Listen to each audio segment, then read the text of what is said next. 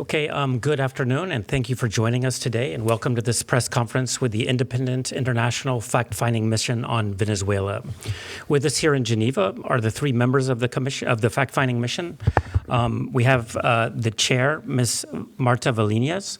To her right is Mr. Francisco Cox, and to my right is Ms. Patricia Tappatá.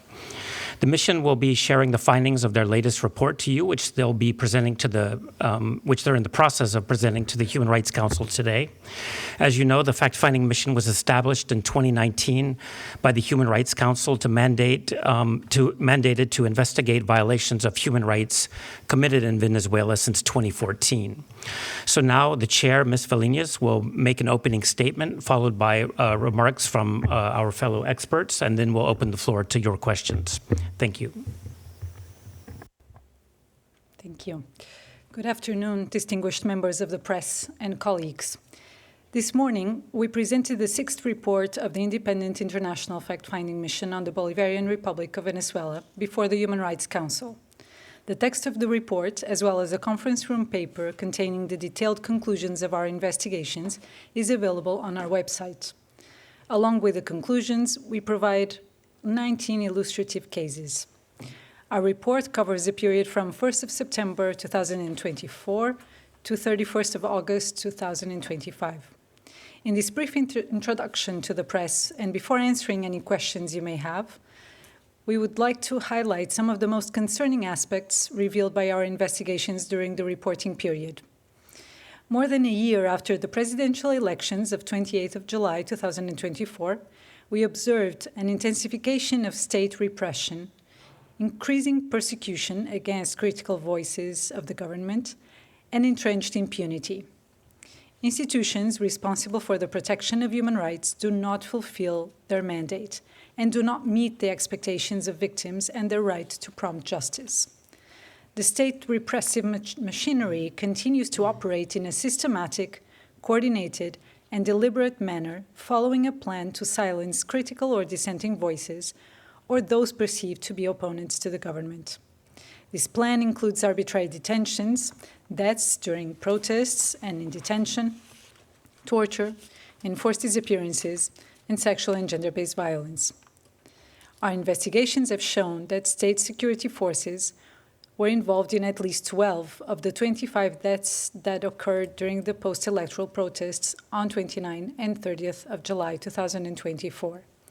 Responsibility for these deaths is not being adequately investigated by the competent authorities, who, even before initiating any investigation, declared that state agents bore no responsibility and, without any evidence, blamed the opposition. Our investigations revealed precisely the opposite.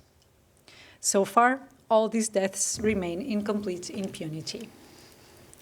Thank you, Marta.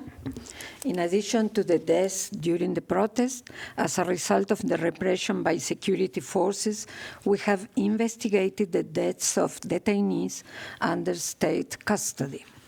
5 people who were detained in connection with the post-electoral protest of 2024 died while in state custody. 3 of them died in the prisons that the government had prepared to hold demonstrators in detention: Tocuyito Prison in Aragua State and Tocorón Prison in Carabobo State. The remaining 2 died in hospitals under state custody after being transferred from different police facilities when it was already too late and their lives could not be preserved. 3 of these people died due to the negligence of the competent authorities in addressing their physical health problems. In one case, the person was transferred to a hospital only when he could breathe with the help of oxygen and died on the same day. In these cases, state negligence constitutes inhuman, cruel, or degrading treatment. In all cases, the authorities were aware of the detainees' health problems, which had been repeatedly reported by family members and even by other detainees in the detention centers. The prison and judicial authorities, the public ministry, and the Ombudsman Office failed to fulfill their obligation to protect the lives and physical integrity of these individuals.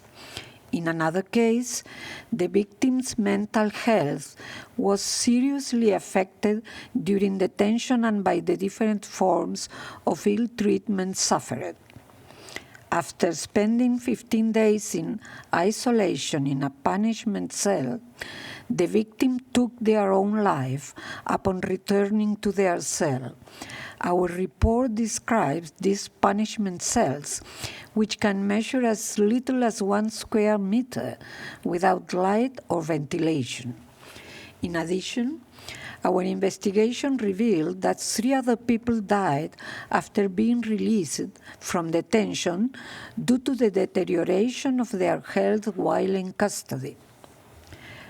Our report also identifies, with great concern, the cases of 43 people currently deprived of liberty whose health is at risk. The authorities have a heightened obligation to protect the physical and mental health of detainees. This includes improving the deplorable conditions of detentions currently prevailing in detention centers, particularly in relation to habitability, food, access to water, and hygiene, as described in our report. I would also like to refer to the case of enforced disappearances. Our report reveals at least 13 cases of enforced disappearance, most of them short-term. These disappearances last, in some cases, hours or days, and in others, weeks or months. The longest disappearance recorded has lasted more than 6 months without the person being brought before judicial oversight, while his fate and whereabouts was being systematically denied to relatives, lawyers, and consular or diplomatic requests. After the closing of the report, the mission has been able to verify additional 5 cases of enforced disappearance, bringing the total number of disappearances to 18. Pending the verification of more information, in several cases, particularly those involving foreign nationals, this number may be significantly higher. Given the subordination of the judicial system to the government's repressive police against any critical or dissenting voice, or those perceived as such, victims have no other choice but to turn to the international community to seek justice. Thank you, Patricia. As Marta just mentioned, institutions responsible for the protection of human rights in Venezuela do not function due to political pressure. The judicial system, subordinated to the executive branch, fails to fulfill its responsibilities. Not only are the most basic principles of fair trial systematically violated, but judicial remedies and legal protections are also ineffective. Habeas corpus is a clear example. It is a judicial remedy that, especially in our region, is essential for the safeguarding the liberty and integrity of detained persons, and it can save lives. This remedy requires judicial authorities to locate a person deprived of liberty, ascertain their fate and whereabouts, and present them before a court immediately. However, judicial authorities, particularly after 28th of July 2024, have consciously chosen not to even consider the reception of these constitutional actions. In at least 40 cases, the mission has documented that the habeas corpus petitions filed by relatives and lawyers of detainees have not been officially received. In several cases, the authorities dismissed them on formal grounds, something prohibited by both international and national law. In other cases, the authorities argued excuses such as that the petition had to be filed before other judicial authorities, usually in Caracas, even though victims had been detained elsewhere, or that the responsible judge was simply unavailable at the time. In other instances, relatives of lawyers were simply and directly informed that there was an order not to accept habeas corpus petitions. In the few exceptional cases in which the petitions were received, they were not processed. In one case, after several days of attempting to submit the petition, the Constitutional Chamber of the Supreme Court accepted it in May.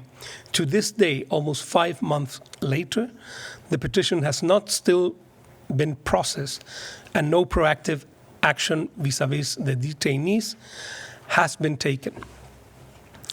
Habeas corpus is a mechanism designed to prevent, among other grave violations, torture, and enforce disappearance. Other similar legal instruments, such as criminal suits before the Attorney General and the Ombudsman, are likewise not accepted or processed. Victims are left completely unprotected. In this context, I would also like to refer to the large number of cases of detention under isolation and incommunicado regimes. International law defines isolation as the absence of meaningful human contact for 24 hours or more, something that must be exceptional, used only as a last resort, and for the shortest time possible. Isolation lasting more than 15 days, consecutive days, is considered prolonged isolation, which is absolutely prohibited. In our report, we have documented cases of isolation lasting 15, 21, and up to 30 days in punishment cells. These could amount to acts of torture. International standards establish that no person should be placed in an incommunicado regime, cut off from the outside world, particularly from familiar or legal counsel, for more than a few days. Venezuela law itself prohibits holding detainees incommunicado. In our investigations, we have identified that the authorities systematically use incommunicado detention as a standard practice, starting from the moment of arrest. During the period of detention, it is used as a form of punishment or retaliation. We have documented more than 30 cases in which detainees were held incommunicado for months. We add more than 90 cases of foreign nationals, all held under a strict incommunicado detention. In one case, the period of incommunicado detention lasted up to a year. In other cases, it lasted 3, 6, and even 8 months. Thank you, Patricia and Francisco. Before we move on to your questions, I would like to share some considerations regarding one of the most concerning patterns we have identified since the post-electoral repression of 2024, the detention and ill treatment of children and adolescents in violation of international and national standards. Since 28th of July 2024, 220 children and adolescents have been detained without regard to their age or best interests. While the vast majority were released by December 2024, although under precautionary measures, 4 adolescents remained in detention until June 2025. On 11th of June, one of these adolescents was released while the others remained detained. After the closing date of our report in September, another adolescent was detained. We are in the process of verifying this case. Adolescent girls, and to a lesser extent also boys, were subjected to serious acts and abuses of a sexual nature, including coercive transactional sex. Girls visiting their relatives in prison have been subjected to sexual abuse, such as forced nudity during searches and genital touching. Adolescent boys, on the other hand, have been the most affected by acts of torture and ill treatment, including plastic bag asphyxiation and beatings on various parts of the body during interrogations. Even after being released, these children and adolescents live with the severe consequences of all these acts, suffering anxiety attacks, family and social isolation, and tendencies to self-harm. The need for psychosocial support is enormous. We are now at your disposal to answer any questions you may have. Thank you. Thank you, everyone, for those opening remarks. Now we open the floor to questions. Do we have any from the room? And then we'll take a couple online. If you could just please identify yourself in the media outlet that you work for. Yes, thank you. Good afternoon. I am Antonio Broto from the Spanish news agency EFE. My question is regarding your speech in the Human Rights Council this morning. I think that you mentioned that the international accountability initiatives should proceed more swiftly. So if you can elaborate more on what are these initiatives and what other initiatives could be taken by the international community regarding the situation in Venezuela. Thank you. Thank you. Well, there's two mechanisms since victims have no access to justice locally. One is universal jurisdiction. There are some countries like Argentina that have ongoing investigations. Those should move swiftly. The other is the situation before the International Criminal Court. Respecting their procedures, their independence, we believe that we should see movement in those accountability mechanisms. It has taken, in our view, too long. The documentation is there.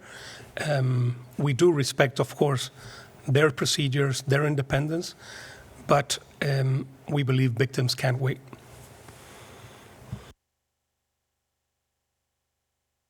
Okay, thank you. Now we'll go to a question online we'll take the first one from Agence France Presse.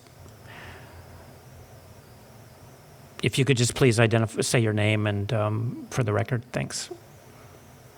Yes, hi everybody. Thank you for taking my question. My name is Agnès Pedrero. I'm a journalist with AFP in Geneva. I would like to ask you about your appreciation of something which is more recent and what could be the implication for the human rights situation in the country. So I'm referring to the US deploying warships on the coast of Venezuela and carrying attacks on Venezuelan boats, alleging that they are carrying drugs and saying that the Venezuelan authorities are involved in this drug traffic. So I would like to ask you how if you have any information about that, if you will investigate that, and how much that situation could deteriorate or not the human rights situation. Thank you.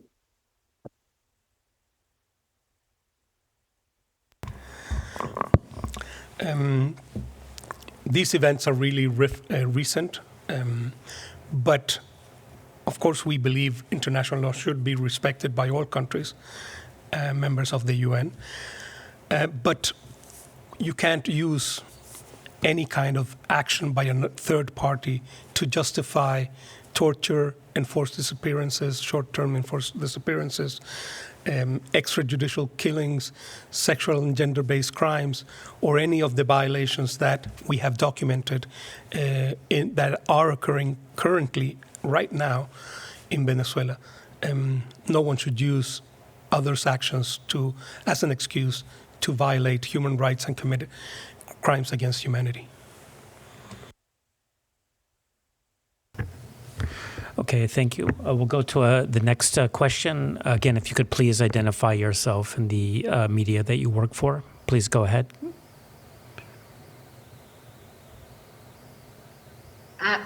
Thank you very much, Gabriela Sotomayor, UN correspondent of Proceso, Mexico. I have a question, but regarding the judiciary in the United States asking, to detain Maduro because of his involvement in drug trafficking. But my question is, if your report, are you going to share your report, your findings with the judiciary in the USA to complete the picture of what is happening in Venezuela, not only in the part of the drug trafficking and the things that Maduro is doing with his partners, but also grave violations of human rights that could amount to crimes against humanity. So if you're going to share these findings with the judiciary, or if you plan to have a meeting with them or something like that. Thank you so much. Thank you, Gabriela. Well, our findings, as you know, are public of all of our reports, and I refer here also to our conference room papers, which have very detailed information on specific cases. And they have been taken into account by several judicial authorities in other countries. So we hope that that will be the case as well, of course. We submit information and even sometimes further to what has been publicly shared with judicial authorities upon request. And of course, in accordance with our own confidentiality standards. So yes, I believe that our investigations, our conclusions are useful and valid to be taken into account in this or any other judicial process. Thank you. Okay, thank you. We'll go to the next question online from Maria Alejandra. Yes, thank you. Maria Alejandra Aristegueta, UN correspondent for El Nacional. The report that you presented today makes reference to foreign nationals who have been arbitrarily detained in Venezuela, and you talk about 120, 150 foreign nationals, of which around 84, I think you said this morning, were still in prison. And Spain made reference to 20 Spanish nationals, and although Colombia did not speak, it's known that they have around 34 nationals in prison in Venezuela, arbitrarily detained. So my question would be, if you could elaborate a little bit on this, and what measures can governments take to address this practice that seems to be a bit like hostage taking. Thank you very much. Well, in the report, and after we finish the report, we can count 30 foreign people in jail. No, excuse me, 84 people from 30 different nationalities, and in addition, you can consider that there are a lot of Venezuelans, so we can count that there are 31 nationalities in prison because there are criticisms to the government. During the interactive dialogue, we receive a question about how is the manner that we identify this mechanism, and we as a mission, we think that this is another mechanism to make extortions, in this case to individuals, keeping their lives, their integrity, and their freedom. But in addition, is a mechanism of pressure from the countries where they believe. So this is one more mechanism of repression to expand terror without within the society living or visiting Venezuela.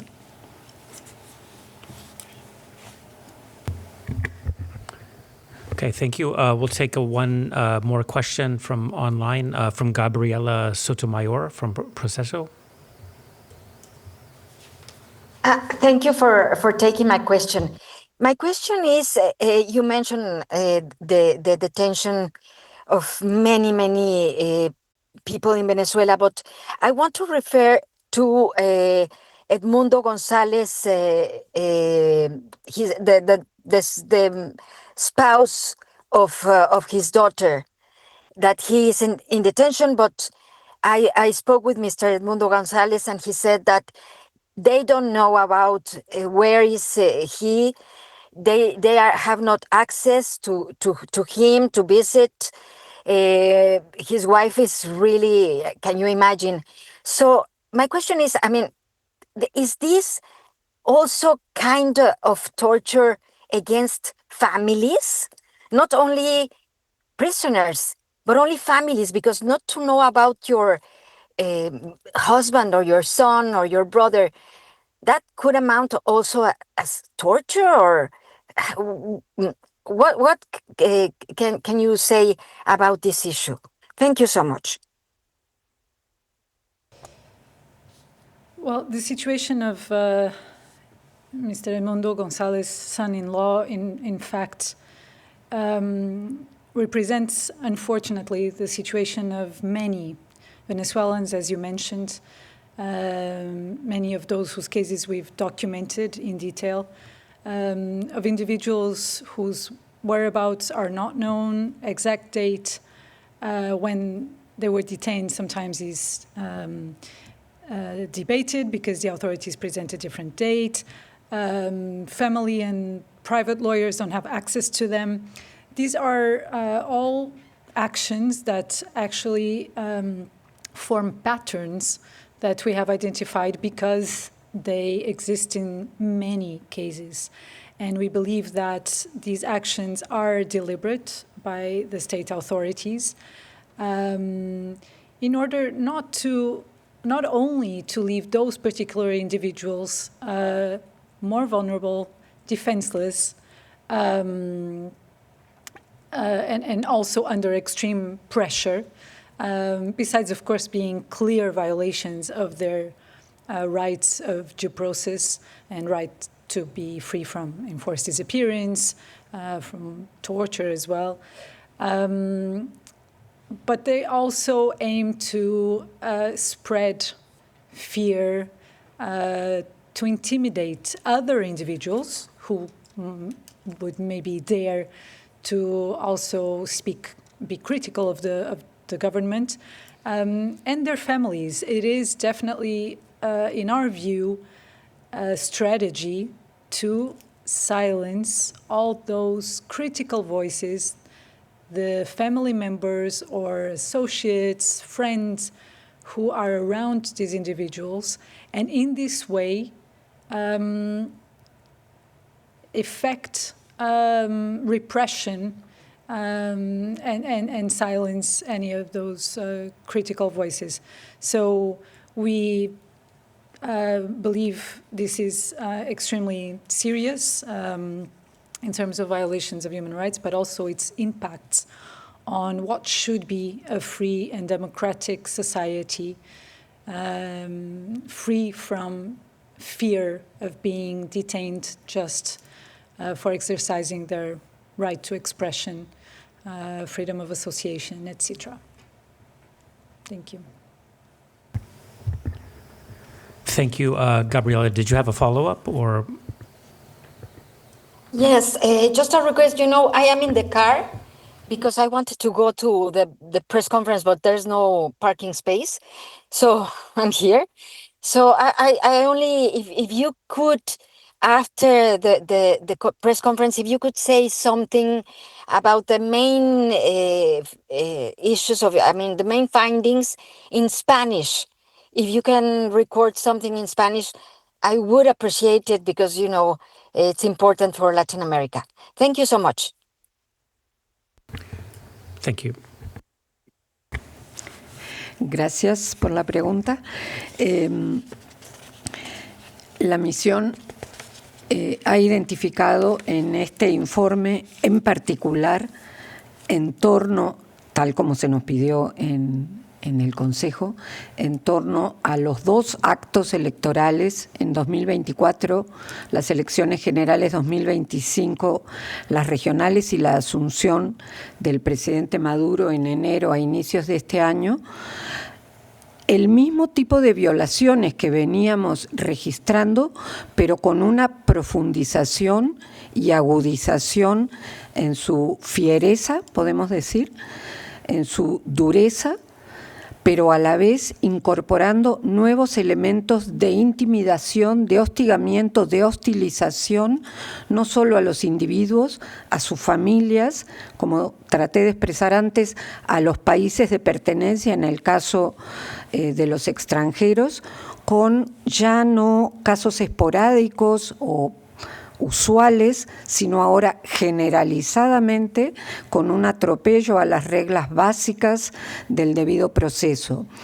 La ausencia de abogado defensor, por la imposibilidad de nombrarlo, por la imposibilidad de saber a qué hora, dónde se realizarán las audiencias, como dice el informe y como ya ha ocurrido en otros años, a veces en altas horas de la noche, en recintos desconocidos o en forma telemática, se han convertido ya en mecanismos usuales. El aumento de la represión y del encarcelamiento de extranjeros es una modalidad que, aunque ya practicada anteriormente, ha aumentado de manera realmente exponencial y creemos que tiene el propósito de intimidar y de generar un silenciamiento o por lo menos una disminución de la presión o de la interrogación que los países de esos extranjeros detenidos podrían realizar para exigir el respeto a sus derechos. Hay que remarcar además que la detención de estos extranjeros, casi todos ellos en régimen de incomunicación severa, viola todos los acuerdos de respeto a la comunicación con las autoridades consulares de su país.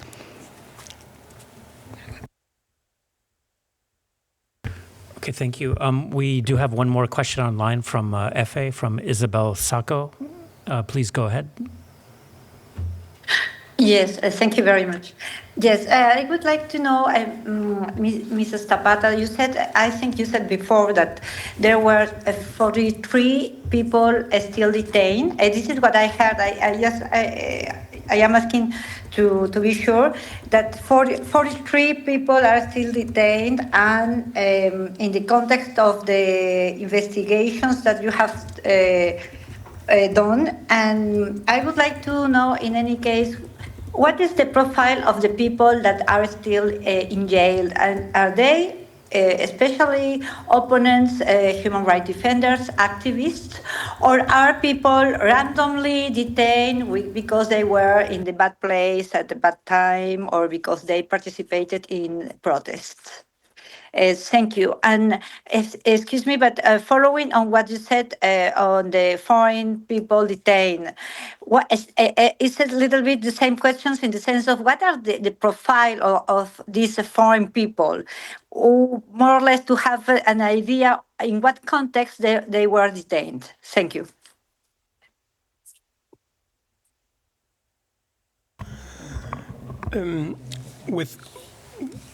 With regard to the pattern of detention, what we have is we have both. We have people that were detained randomly, indiscriminately during protests or that were near places that there were protests.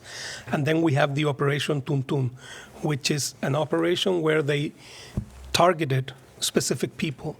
And we have both kind of people still detained. So this contributes to the fear of people being detained.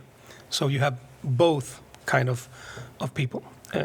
That's what we can say about detention and who remains detained. But the other effect is, if you have seen, this is also a common practice by the Venezuelan government, which is they release people, for example, after negotiating with a country, but then they detain more people, and now they're detaining foreigners.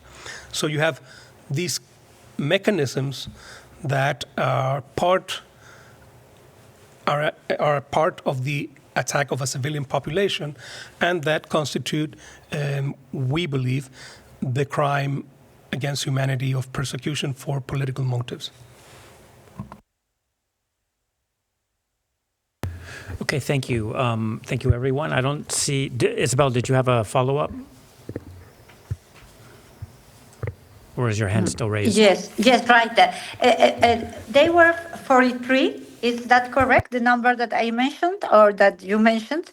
And also, if you can just specify, because you said 84 foreigners are in jail. So this is, and for Venezuelans, how exactly are they in jail? And did I understand correctly? You said that Venezuelan authorities, they release people after negotiating with their government of their countries, their state authorities, and then they detain again people from that same country. Is that what you said? Thank you. Isabel, I'm sorry, I don't think I understood all of your questions, but just to clarify, so the mission has documented the cases of 84 individuals, foreign nationals, who have been detained. Out of those, to our knowledge, 19 have been released. And as we pointed out this morning, it was mostly following negotiations between Venezuela and, well, in this case, the United States government. Now, I believe you had your question on the 43 individuals that remain detained. These are other non-foreign national individuals, but persons of the profile that we have been focusing our investigation on, which are persons perceived to be opponents to the government. Some belong to the political opposition, others don't. They are journalists, human rights defenders, people who use social media to express their views, or who have been in some way associated with the elections of 2024 and have not been yet released. I don't know if I'm missing any other question, because I had some trouble understanding everything. If everything is fine, then Todd, we're back to you. Ready? Okay, unless you have any concluding comments in Spanish or English, we are done. Did you want to say anything else? No. Okay. All right. Thank you, everyone, for joining us. Have a good day. Thanks.